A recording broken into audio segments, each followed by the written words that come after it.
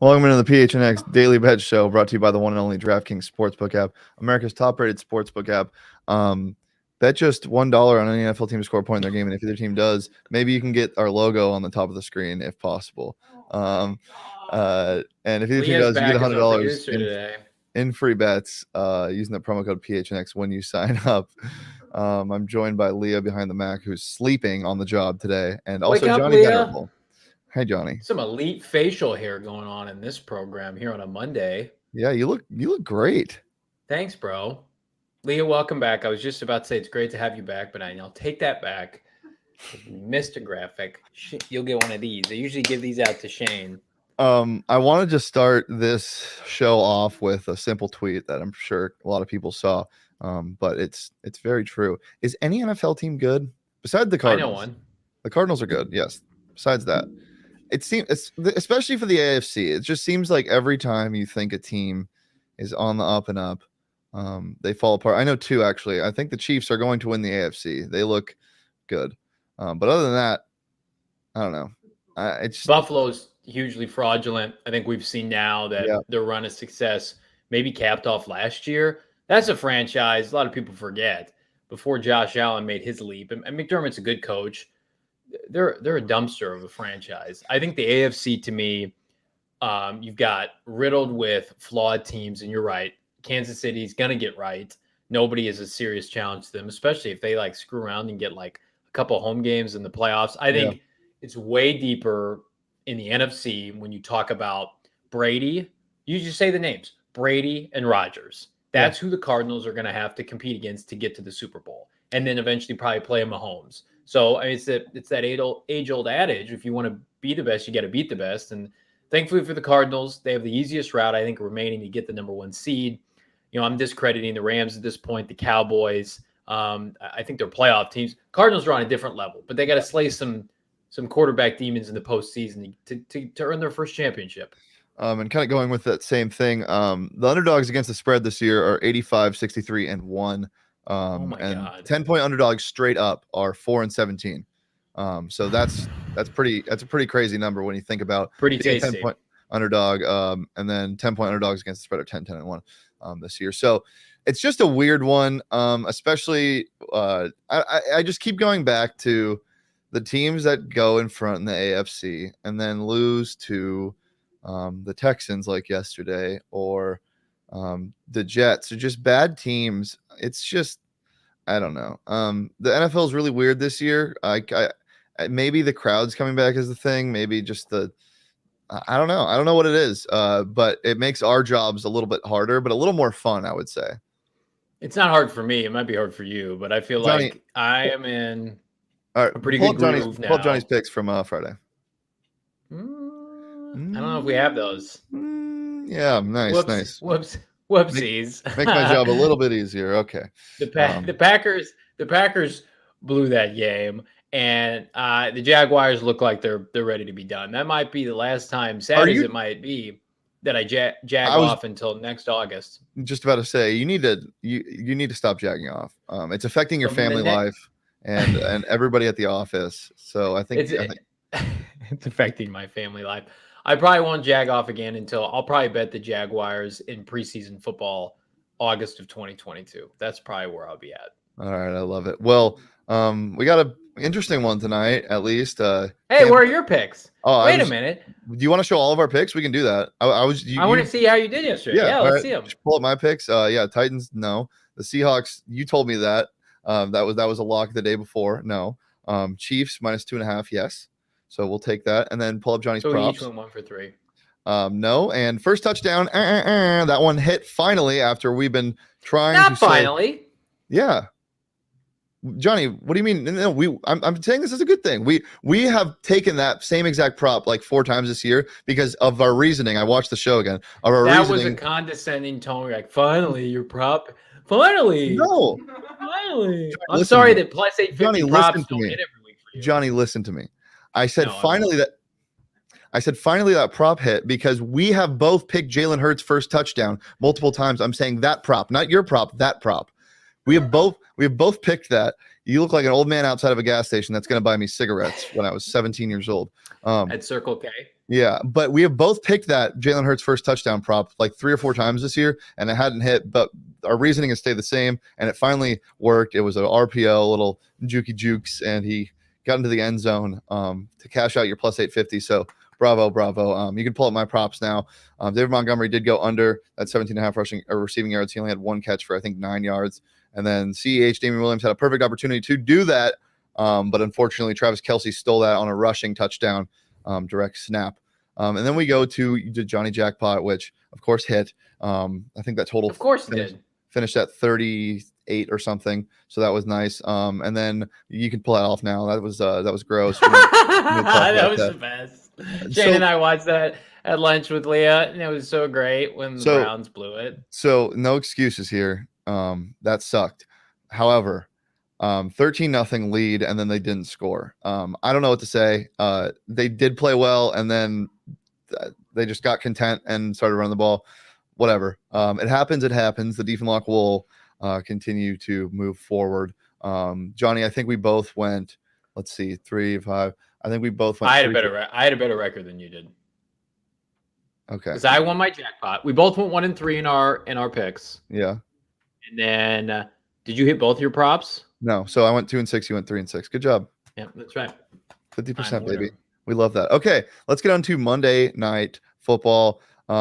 Before we get into the actual props and picks, what do you expect to see from Danny Dimes and the rushing game with Saquon Barkley? No Vita Vea tonight, I believe. So that's a huge thing for the rushing defense of Tampa Bay. The New York Giants have effectively ruined Saquon Barkley. Had he gone to a competent organization, he would have had a Hall of Fame kind of career. That's the kind of player he was coming out of Penn State. The Giants, to me, I consider them on par with like the Jets, the Houston Texans, those kind of organizations right now. And so it's going to be sad watching him operate tonight against the Todd Bowles defense that historically is great against the run, dating back to his time in Arizona. He is a shell of his former self. I'm not high on this Giants team at all. Brady hasn't won a game in about a month. Tampa Bay has been waiting in the weeds. They were off last week. They're going to be pissed off. They lost to Washington. I think the Tampa Bay Buccaneers are going to put a massive beatdown on a Giants organization that needs a gut job top to bottom. We saw it with the Cardinals and the Seahawks yesterday. One franchise going one way, the other going a complete opposite direction. The Giants, to me, are going to have to make some wholesale changes after this year. Their disastrous free agent moves have all blown up in their face. Kenny Galladay has been a major bust for them. So there's nothing to like about this Giants team. Yeah. The only thing you can like is they're 3-1 against the spread when they're a road dog, but I don't think that means anything because of my same reasoning with the Browns. But this Tampa Bay team is actually a good team. After a loss, you usually see teams like Tampa Bay and title contenders play very well and get angry, especially when they're at home. This team is at home. They're only favored by 10.5. They're only 3-6 against the spread total this year. So, but it's the Giants. I'm not afraid of that. So without further ado, Johnny, you have the Tampa Bay minus 10.5, but you also have the under. Yeah, I just feel like this to me could be like a 35-7 kind of game. I think Tampa's going to get theirs, especially at home. Brady's going to put up 4+ touchdowns. I think he's the MVP by the season end. Kyler Murray, unfortunately, disqualified because he missed 3 games. That's what it comes down to. Tampa last year, remember they were like 500, like the midpoint, and then they got super hot. Brady, Arians, late November, December, that's when they shine as winners in this league. I think Tampa could conceivably win, the large majority of their games moving forward. I think a lot of them aren't going to be close. And I think the Giants, you just mentioned it. Yeah, they cover. They love to cover and still lose games. Yeah. That's what this Giants team has become, this organization that once was winning championships with Eli Manning. Now they're like, well, we didn't get beat too bad. Yeah. I don't think that's the case tonight. They just don't have enough good players. It's in Tampa Bay. Giants traveling on the road. Again, I think Danny Dimes is going to have an embarrassing performance on the national stage yet again. Yeah, look, this Tampa team is a team that started slow, even on defense while they have all their starters back from last year's Super Bowl run. but then they started to pick it up a little bit. And right when everybody thought they were a shoo-in for, a 12, 13 win season, they go ahead and do what they did against WFT. And again, that is just the NFL in a nutshell right now. Yeah. But at the same time, it was a good time to lose, kind of halfway point, figure some stuff out. Why did they get beat? And I think they turned it around here. I think Bruce Arians and Tom Brady are too good of coaches to let that happen.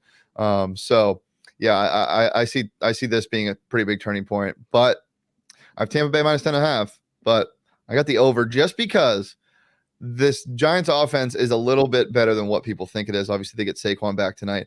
Kenny Golladay stinks. I think that number is going to be very close around that 49 mark. I agree. I think Tampa scores most of those points, but primetime football, Danny Dimes does weird things sometimes. Maybe he busts out a 75-yard RPO touchdown.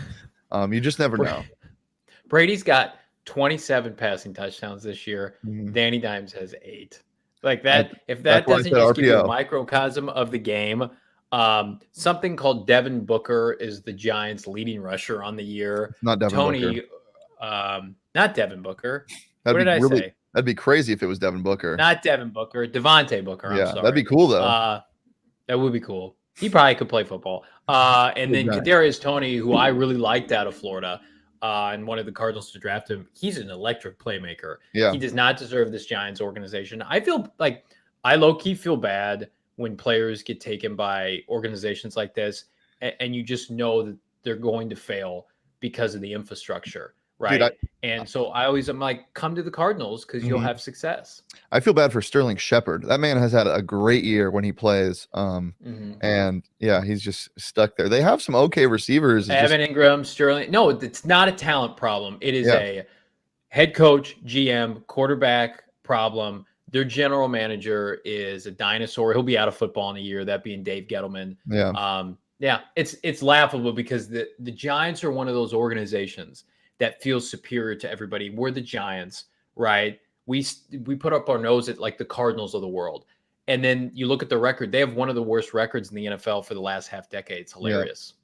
Yep. Well, speaking of the Giants offense, they are supposed to get Saquon back. All signs point to him playing tonight.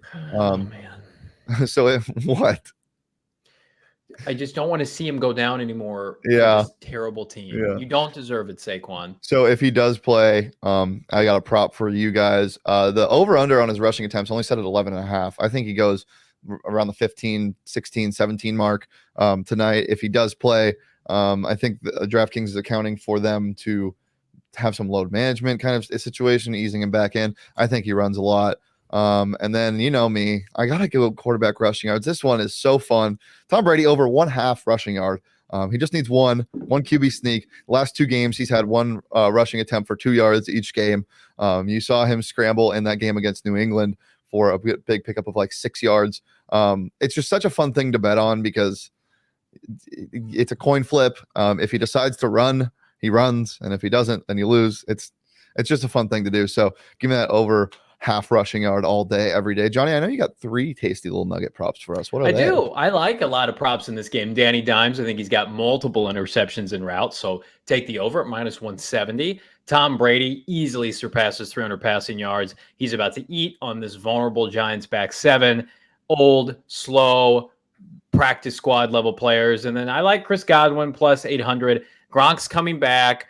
So you're going to have to – the problem with Tampa's receiving core, it's a good problem to have. It's similar to the Cardinals. They have so many weapons, it's hard to dictate one player to score first. You know, Mike Evans, Godwin, they've all had up and down years. AB's fake get vax cards. So, you know, he's out of the mix now. So I figure they're going to go back to either Godwin or Mike Evans. I'll take my chances with Godwin over the top. Gronk eventually probably gets his later in the game, but I would imagine they'll be careful with his minutes. So you're in good shape, I think, if you take Evans or Godwin to score first. Yeah, the passing game has really exploded over the past couple weeks for this Tampa Bay team. It was a little slow to start, but I don't know. You can't play man. You can't play press coverage against Mike Evans, and you can't really play zone against Chris Godwin. Yeah. It's a really deadly duo. They're going to heat up for sure. Yeah, so I'm excited to see where this team goes. I think it starts tonight with a pretty big victory over the New York Giants. Guys, if you want to place any of these bets that we just said, please head over to the DraftKings Sportsbook app. Download it and sign up using that promo code PHNX when you sign up and bet just $1 on any NFL team to score a point. So in this game, you can bet $1 on either team to score a point. And if either of them do score a point in this game, you get $100 in free bets this week at the DraftKings Sportsbook app. It's safe, it's secure, it's reliable. If you have a bad weekend like I did, it's okay because they got crazy props and stuff to get you right back on the action. And they also give you some insurance sometimes. So yeah, download it today. Have some fun. Makes the games a little more interesting. Espo had a big hit last night. He bet $100 on Jay Crowder to score the first bucket in the Suns game and won $1,300. So yeah, stuff like that is available all the time at the DraftKings Sportsbook app. That's 21 plus, Arizona only. Gambling problem, call 1-800-NEXT-STEP. New customers only. Eligibility restrictions apply. See DraftKings.com/sportsbook for details. Johnny, got a show tonight, huh?